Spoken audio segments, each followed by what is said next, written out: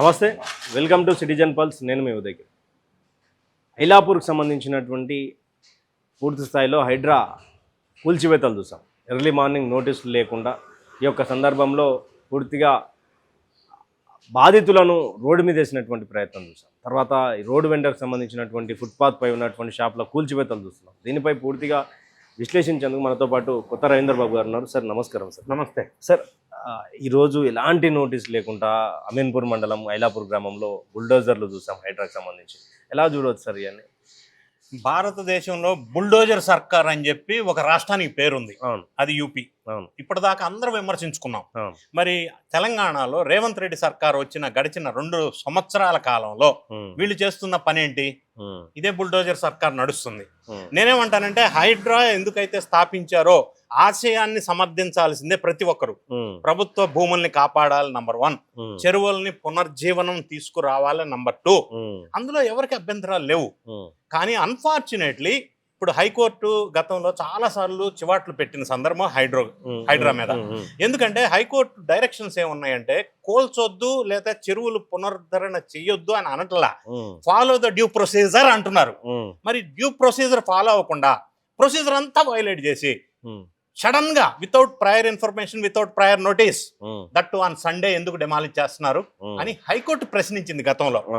మరి ఎందుకు పదే పదే అదే రిపీట్ అవుతుంది? అంటే ఎక్కడో something somewhere it is going wrong. అంటే లక్ష్యం మంచిదైనప్పటికీ దాన్ని ఇంప్లిమెంట్ చేస్తున్న తీరు, విధి విధానాల్లో లోపం ఉంది. అంటే వాళ్ళకి సలహా ఇస్తున్న సలహాదారుల లోపమా, ఆ సలహాలని పాటిస్తున్నటువంటి సర్కారు లోపమా, ప్రజా వ్యతిరేకత తీవ్ర స్థాయిలో వస్తున్న అంశాల్లో హైడ్రా ఒకటి తెలంగాణ సర్కార్ మీద.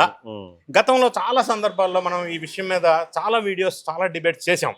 ఇప్పుడు హైడ్రా వాళ్ళు ఈ మధ్య కాలంలో లేదా హైడ్రా ఫామ్ అయిన కొన్ని ఇనీషియల్ స్టేజ్లో కొన్ని పేదల ఇళ్ళు, అపార్ట్మెంట్స్ విచ్చలవిడిగా కూల్చేశారు. తీవ్రమైన వ్యతిరేకత వచ్చింది. అప్పుడు నేను I had an opportunity to interview Ranganathan, HYDRAA కమిషనర్తో ఇంటర్వ్యూ కూడా చేశాను. సో ఆయన పదే పదే మీడియాతో, ప్రెస్తో చెప్తుంది ఏంటంటే ఎవరైతే నివాసం ఉంటున్నారో వాళ్ళని టచ్ చేయం క్లియర్గా. ఇటీవల కాలంలో రీసెంట్గా కూడా ఆయన చెప్పారు. మరి ఇప్పుడు అమీన్పూర్ మండలంలో ఐలాపూర్ దగ్గర 45 అపార్ట్మెంట్స్లో ఉన్న వాళ్ళని without prior information, without prior notice, సామాను తీసుకొని బయటికి వెళ్ళటానికి కూడా టైం ఇవ్వకుండా డిమాలిష్ చేయమని ఏ చట్టంలో చెప్పింది? ఎలా చేస్తారు? ఎక్కడికి వెళ్తారు వాళ్ళు? పర్మిషన్ ఇచ్చిన వాడిని కదా ముందు పనిష్ చేయాల్సింది. మరి లోన్లు ఇచ్చిన బ్యాంకులు ఏమైపోవాలా? వీడి ఈఎంఐ ఎవడు కడతాడు? వీళ్ళకి రీలొకేషన్ ఎవరు చేస్తారు? అంటే ఉపాధి అవకాశాలు కల్పించవలసిన నైతిక బాధ్యత ప్రభుత్వానికి కాదా? ఇది అమానుషమైన చర్య. ఇప్పుడు లేటెస్ట్గా ఇప్పుడు బర్నింగ్ టాపిక్ అమీన్పూర్ దగ్గర ఐలాపురం, అక్కడ అపార్ట్మెంట్లో 45 మంది ఈరోజు మార్నింగ్ వెళ్ళారు. శనివారం ఆదివారం ఎందుకు వెళ్ళాలా? వెళ్ళొద్దని చెప్పి కోర్టు అక్షంతలు వేశారు కదా. అదే సార్, అంటే శనివారం ఆదివారం ఎందుకు హైడ్రా సివియర్ యాక్షన్ తీసుకుంటుంది? వెళ్ళొద్దు అని చెప్పినప్పటికీ, కోర్టు ఆదేశాలు ధిక్కరించినప్పటికీ ఎందుకు ఈ విధంగా తీసుకుంటున్నారు అనేది పెద్ద ప్రశ్నార్థకమైన విషయం. మరి అది సర్కారు జవాబు చెప్పాలి. ఏం జవాబు చెప్తుందో నాకు తెలియదు. కానీ ఇటీవల కాలంలో మరి నివాసయోగ్యం టచ్ చేయమన్నప్పుడు మరి ఇదేంటి? సరే, అక్కడ ఫామ్ హౌస్లు కూల్చేశారు. ఓకే, ఫామ్ హౌస్లు కూల్చండి. 860 acres ప్రొటెక్ట్ చేశారు.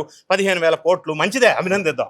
కానీ వాట్ అబౌట్ దిస్ అపార్ట్మెంట్? వాళ్ళ నివాసం 45 మంది కుటుంబాలు ఉంటే వాళ్ళని ఎక్కడ పోతారు వాళ్ళు? మరి వాళ్ళు పర్మిషన్లు ఇచ్చారు, కట్టారు, ఉంటున్నారు, ఇన్ని సంవత్సరాల నుంచి ఉంటున్నారు. ఉంటున్న దాన్ని ఎలా కూలుస్తారు? మరి మీరు చెప్పింది ఏంటి, చేసేదేంటి? ఒకదానికోటి సంబంధం లేదు. నిన్న మొన్నటి వరకు జరిగిందేంటి? వీధి పక్కన చిరు వ్యాపారస్తుల జీవితాలు చిన్నాభిన్నమైపోయినాయి, చిత్రమైపోయినాయి. ఆ పాపం ఎవరిది? శాపం ఎవరిది? ఏం పాపం చేశారండి వాళ్ళు? వాళ్ళకి నోటీస్ ఇచ్చారా? వాళ్ళు చిరు వ్యాపారస్తులు సడన్గా వచ్చేసి Saturday Sunday all of a sudden కూల్చి పడేస్తే వాళ్ళ బ్రతుకు తెరువు, జీవన ఉపాధికి బాధ్యత ఎవరు తీసుకోవాలా? అంటే సార్, రోడ్ ఎక్స్టెన్షన్ అని అభివృద్ధి కోసమే మేము చేస్తున్నాము, అభివృద్ధిని అడ్డుకునే ప్రయత్నం ఎందుకు చేస్తున్నారు అని కూడా కాంగ్రెస్ పార్టీకి సంబంధించిన ప్రభుత్వ నాయకులు మాట్లాడారు. ఖచ్చితంగా అభివృద్ధిని అభినందించాలి, రోడ్డు వైడనింగ్ ని సమర్థించాలి. దీన్ని కూడా భిన్నాభిప్రాయం లేదు, నాకు లేదు, ఎవరికి లేదు, ఏ రాజకీయ పార్టీకి లేదు. కానీ మనం అనేది, లేదా విఘ్నులు అనేది ఏంటంటే, లేదా బాధితులు అనేది ఏంటంటే, అయ్యా కమ్సే కమ్ నాకు టైం ఇవ్వండి, నేను సామాను బయటికి తీసుకెళ్తాను. ఒకటి. రెండోది, సెంట్రల్ గవర్నమెంట్ లో ఒక యాక్ట్ ఉంది, చిరు వ్యాపారస్తుల జీవనోపాధి యాక్ట్ 2014. ఆ యాక్ట్ ఏం చెప్తుందంటే చిరు వ్యాపారస్తులకి ఒక ఐడెంటిటీ కార్డు ఇచ్చి వాళ్ళకి జీవన ఉపాధి కల్పించాల్సిన బాధ్యత ప్రభుత్వాన్ని. మరి సడన్ గా దుకాణం ఎత్తేసి ఆ చిరు వ్యాపారులు ఎవరు, పళ్ళ వ్యాపారం లేకపోతే ఇంకోటి చేపలు అమ్ముకునేటోళ్ళు, వాళ్ళని సడన్ గా బయటికి పంపిస్తే మరి వాళ్ళకి జీవనోపాధి కల్పించే బాధ్యత ప్రభుత్వాన్ని కదా. మరి బయటికి పంపించి రోడ్డు మీద వేస్తే వాళ్ళకి జీవనోపాధి ఏమైంది? ఒకటి. రెండోది, నోటీస్ ఇచ్చేందుకు తీయట్లేదు, వాళ్ళకి టైం ఇవ్వాలి కదా. సామాన్ తీసుకెళ్ళడానికి కూడా టైం ఇవ్వకపోతే వాళ్ళు ఎక్కడికి వెళ్తారు? రోడ్డు వైడనింగ్ చెయ్యండి, పెంచండి, మంచిదే సార్. రోడ్ వైండింగ్ అంటే రోడ్ పక్కన, కానీ ఫస్ట్ ఫ్లోర్ సెకండ్ ఫ్లోర్ ఉన్నదాన్ని బట్టి రోడ్ వైండింగ్ అంటే ఫుట్పాత్ లేని చోట, అసలు రోడ్డు వైండింగ్ కి అడ్డు లేని చోట ఎవడో చిరు వ్యాపారస్తులు 10 feet హైట్ లో బోర్డు పెట్టుకుంటే దాన్ని ఎందుకు తీసేస్తున్నారు? అదే క్వశ్చన్. అది ఇప్పుడు అర్థం కాని అంశం. అంటే లక్ష్యం మంచిదైనప్పటికీ గ్రౌండ్ లెవెల్లో రియాలిటీగా జరుగుతున్న సందర్భం, అంటే కింద స్థాయిలో అధికారులు అత్యుత్సాహం ప్రదర్శిస్తున్నారా? ఒకవేళ ప్రదర్శిస్తే ఆ బాధ్యత హైడ్రాది కాదా, ప్రభుత్వాన్ని కాదా? ఎందుకు డ్యూ ప్రొసీజర్ ఫాలో అవ్వట్లేదు? అంటే చిరు వ్యాపారస్తులు ఉపాధి కల్పన చేయవలసిన బాధ్యత ప్రభుత్వాన్ని అంతే, పక్క రాష్ట్రాన్ని కాదుగా, తెలంగాణ ప్రభుత్వాందే కదా. మరి వాళ్ళకి ఆల్టర్నేట్ ఉపాధి అవకాశాలు చూపించి వెండర్ జోన్స్ ఏర్పాటు చేసి వాళ్ళకి ఐడెంటిటీ కార్డ్స్ ఇచ్చి జీవనోపాధికి ఆల్టర్నేట్ ఏదన్నా ఏర్పాటు చేసిన తర్వాత అప్పుడు కదా ఖాళీ చేపించాలా. మరి దీన్ని ఎవరైనా వ్యతిరేకిస్తారు కదా. ప్రొసీజర్ ఎందుకు ఫాలో అవ్వట్లేదు? ఇప్పుడు అమీన్పూర్ లో గతంలో కూడా చాలా ఇళ్ళు, అపార్ట్మెంట్స్, విల్లాస్ రిజిస్ట్రేషన్ ల్యాండ్ ఇప్పుడు రిజిస్ట్రేషన్ చేసుకున్నారు, పర్మిషన్ ఇచ్చారు, లోన్లు ఇచ్చారు, 10 సంవత్సరాల నుంచి ఉంటున్నారు. మరి వాళ్ళని శాపం ఎవరిది, పాపం ఎవరికండి? ఇచ్చిన వాడికి తప్పులేదా? అంటే వాడికి నోటీస్ ఇచ్చామంటారు, నోటీస్ ఇస్తే అయిపోయినా ఉన్నాడికి కూడా నోటీస్ ఇవ్వండి. వీడిని వీధిని ఎందుకు పడగొడుతున్నారు? వీడిని వీధిని పడేస్తున్నారు. మరి ఆ పర్మిషన్ ఇచ్చిన వాడికి నోటీస్ ఇస్తే అయిపోద్దా? అది కాదు కదా. అధికారుల మీద ఎందుకు ఈ యాక్షన్ కానీ వాళ్ళని తీసేయడం కానీ ఎందుకు జరుగుతలేదు సార్? ఎంఆర్ఓ, ఆర్డీఓ ఇలా పర్మిషన్ ఇచ్చారు అంటే ఒకటేమంటే పైనుంచి నిర్ణయం, ఆలోచన, విధి విధానాలు కింద స్థాయి దాకా సర్క్యులేట్ అవట్లా. There is a communication gap.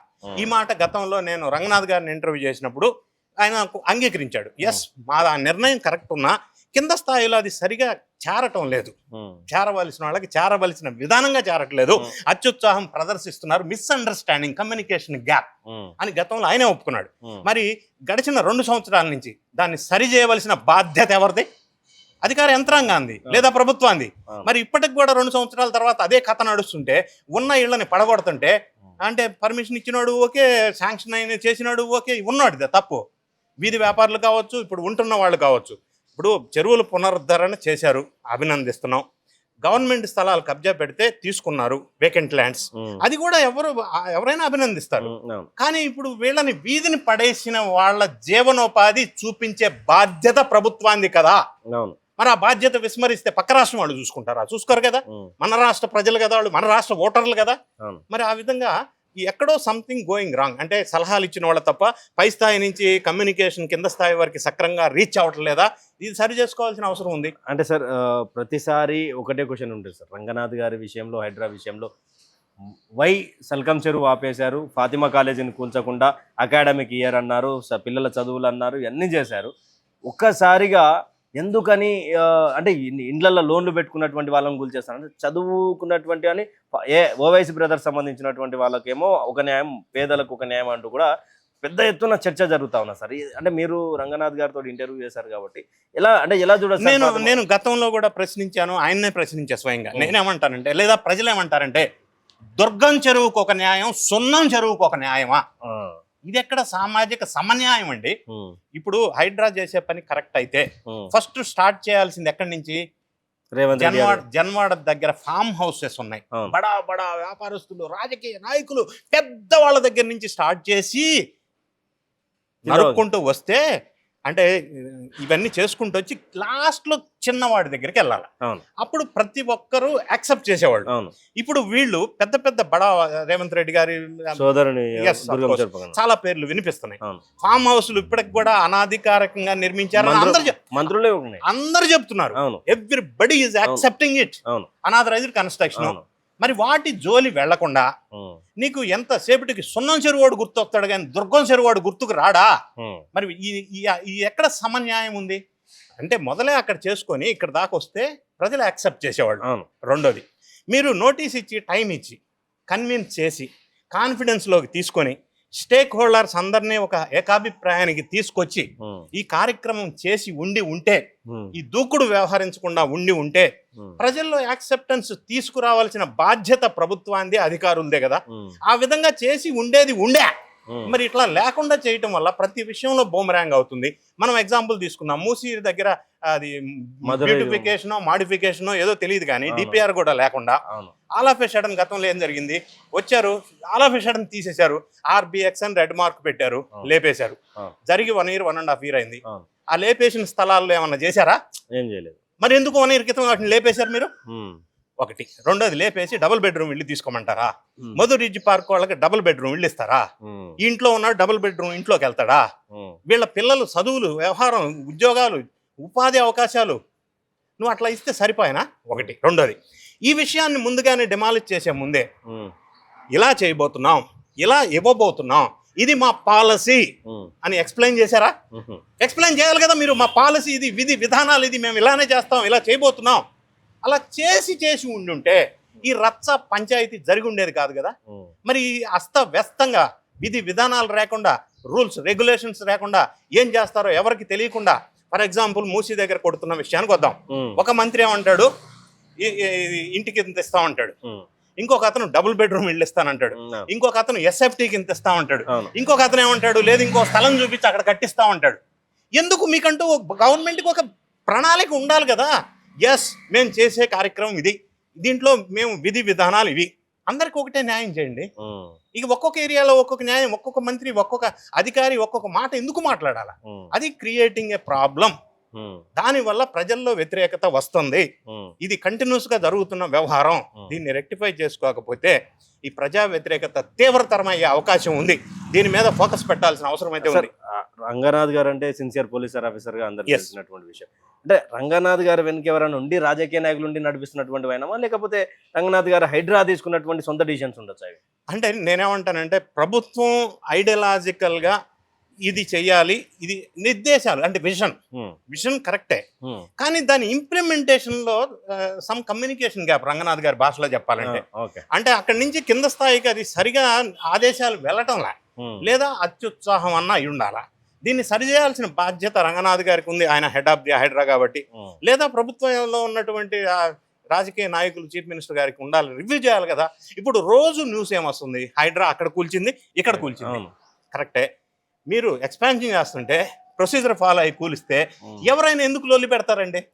వాళ్ళకి న్యాయం జరిగితే లొల్లి పెట్టరు కదా. మరి అన్యాయం జరిగేటట్టు ఎందుకు చేస్తున్నారు?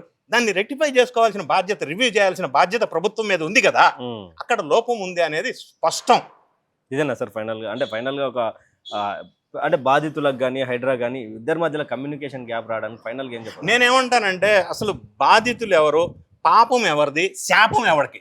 వాడెవడో పాపం చేస్తే ఆ బిల్డర్ కావచ్చు, పర్మిషన్ ఇచ్చినోడు కావచ్చు, లోన్లు ఇచ్చినోడు కావచ్చు, మరి పాపం వీడికి ఎందుకండి? అంటే మీరు అసలు ఒక ప్రణాళిక ముందుగానే వేసుకోవాలి కదా, పకడ్బందీ ప్లానింగ్ ఉండాలి కదా. Where is the planning? No planning. ఆ టయానికి మీకు ఆ ఏరియాలో ఏమనిపిస్తే అది ఇస్తాం. ఇది కరెక్ట్ కాదు కదా. ప్రణాళిక బద్ధంగా ముందుకు వెళ్ళాలి కదా, వెళ్ళాల్సిన బాధ్యత ప్రభుత్వం మీద ఉంది కదా. ఆ విధంగా జరగటం లేదు. ఎప్పుడు ఏమనిపిస్తే అది చేస్తాను, ఇక్కడ ఇది ఇస్తాను. మూసీ దగ్గర రివర్ ఫ్రంట్ ఆర్బిఎక్స్ కొట్టినోడికాము డబుల్ బెడ్రూమ్ ఇళ్ళు, మధు పార్క్ రిడ్జ్ కొట్టినోడికాము ఇంకొక రీలొకేషన్, ఇంకొక బిల్డింగ్ కట్టించిస్తా. అంటే ఎట్లా ఏంది? ఒక అంటే ఐడియాలజికల్ గా ఎవరికైనా సరే ఫుట్పాత్ అమ్ముకునేటోడు ఉన్నాడు, వాళ్ళందరికీ ఫుట్పాత్లు అన్నీ తీసేస్తాం అంటే పైన చిరు వ్యాపారస్తులు, వాళ్ళకి జీవనోపాధి కల్పించే బాధ్యత ప్రభుత్వాన్ని. మేము ఇట్లా డిమాలిష్ చేసిన దానికి కాంపన్సేషన్ ఇంత ఇస్తాం. వాళ్ళకి ఉపాధి కల్పన కోసం మళ్ళీ ఇంకొక వెండార్ జోన్ ఏర్పాటు చేసి ఇంకొక ఫెసిలిటీ ఇస్తాం. ఇవన్నీ ముందుగా చెప్పి చేసి ఉండుంటే ఈ రచ్చ ఎందుకు, లొల్లి ఎందుకు అవుతుంది? అవ్వదు కదా. సో అది లోపం కదా అంటాను నేను. అయితే పూర్తిగా చూసాం కదా, అంటే ఐలాపూర్కి సంబంధించినటువంటి విషయాల్లో కావచ్చు, ఫుట్పాత్కి సంబంధించినటువంటి విషయాల్లో కావచ్చు, పాపం ఎవరిది, శాపం ఎవరిది?